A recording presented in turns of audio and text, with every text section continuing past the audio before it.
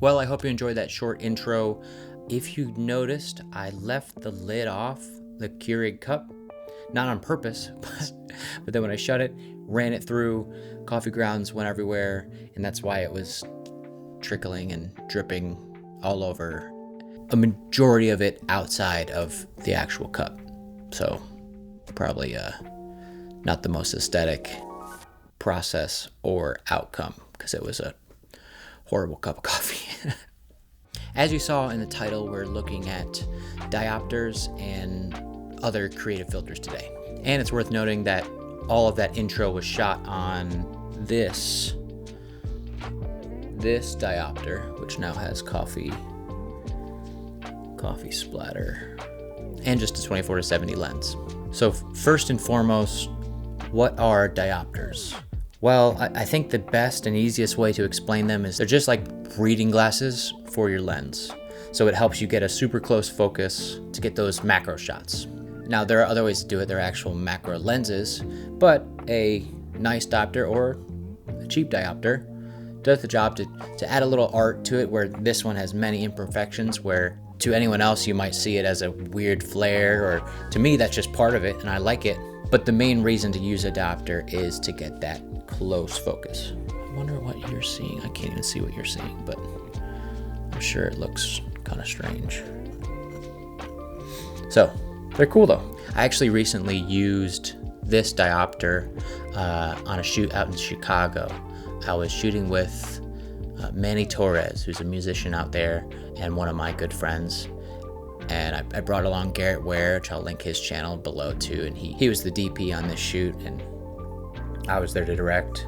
But we brought these along because there are portions, our goal was to shoot these, a couple live studio sessions, as well as this weekend's worth of content that could be culminated and put together into what we're calling a mini doc. But in his story, there's a portion of his life that revolved around chaos and a frantic schedule and stress and the grind, and it's kind of where we're heading with it as we're still putting it together. But we wanted to use this diopter to get a couple creative looks that help feed into this stress, this busyness. So you get real close, it's an unorthodox perspective, and I think some of the outcomes are going to be pretty neat. Switching gears a bit, there are diopters. There's also ND filters, which is one on the camera. So that tool helps me get the exposure I want, so I can expose for the outside. And that ND filter, and people call those sunglasses for your lens. Now there's also other creative filters. This one actually happens to be from Prism Lens Effects, and this one is their kaleidoscope filter.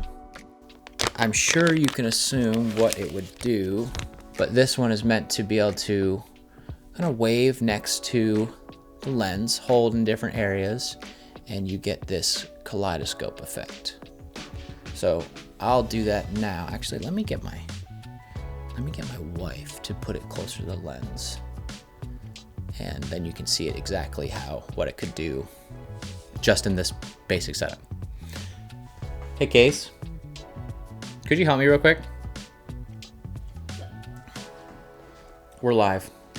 Hey, could you, oh, my finger's stuck. Could you grab that, like so, and go over to the camera? And could you not do it like that? Try to do it as if, hey, look at me. You see how it's a half circle? But turn it around.